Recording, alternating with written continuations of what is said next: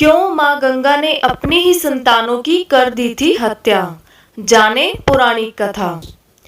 हिंदू धर्म में गंगा नदी को मां का स्थान दिया गया है और गंगा स्नान, गंगा पूजा का बड़ा महत्व है। कुछ खास मौके पवित्र गंगा नदी में स्नान किए बिना पूरे नहीं होते हैं।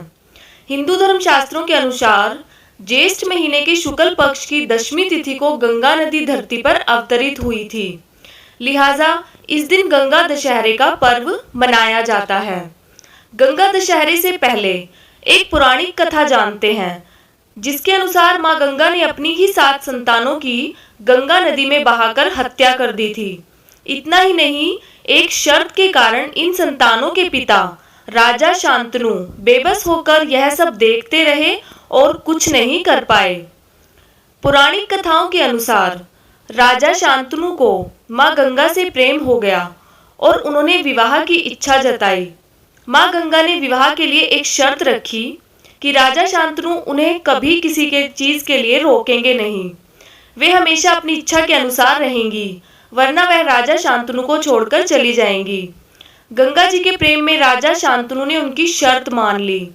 जब विवाह के बाद मां गंगा गर्भवती हुई और पुत्र को जन्म दिया, तो मां गंगा ने नवजात शिशु को नदी में बहा दिया और उसकी मृत्यु हो गई। इस तरह एक एक करके मां गंगा ने अपनी ही 7 संतानों की हत्या कर दी। शर्त के कारण राजा शांतनु बेबस होकर कुछ नहीं कर पाए। लेकिन जब 8वीं संतान का जन्म हुआ तो राजा शांतनु से रहा नहीं गया और उन्होंने नदी में पुत्र को बहाने के लिए जा रही गंगा जी को रोक दिया। राजा शांतनु ने कहा कि अब मुझसे अपनी संतानों की हत्या नहीं देखी जाती, मैं अब ऐसा नहीं होने दूंगा। आप ऐसा करने के पीछे का कारण बताएं। तब मां गंगा ने बताया कि मैं अपने संतानों की हत्या नहीं कर रही, बल्कि उन्हें श्राप से मुक्त कर रही हूँ। मैं स्वर्ग में रहने वाली ब्रह्मपुत्री गंगा आपके साथ यहाँ धरती पर एक श्राप के कारण रह रही हूँ, जो कि उन्हें उनके पिता ब्रह्मदेव ने ही दिया था। ब्रह्मा जी ने गंगा जी को धरती पर मनुष्य की तरह जन्म लेने का श्राप दिया था। वहीं वरिष्ठ ऋषि ने गाय चुराने के कारण 8 संतानों को धरती पर जन्म लेने का श्राप दिया था। अब मैं उन बच्चों को जन्म देने के साथ साथ मृत्यु लोक से मुक्ति भी दिला रही हूँ।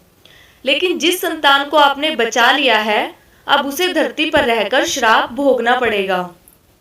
गंगा और शांतनु का यह 8वां पुत्र देवव्रत था, जो कि अपनी प्रतिज्ञा के कारण भीष्म पितामह कहलाए।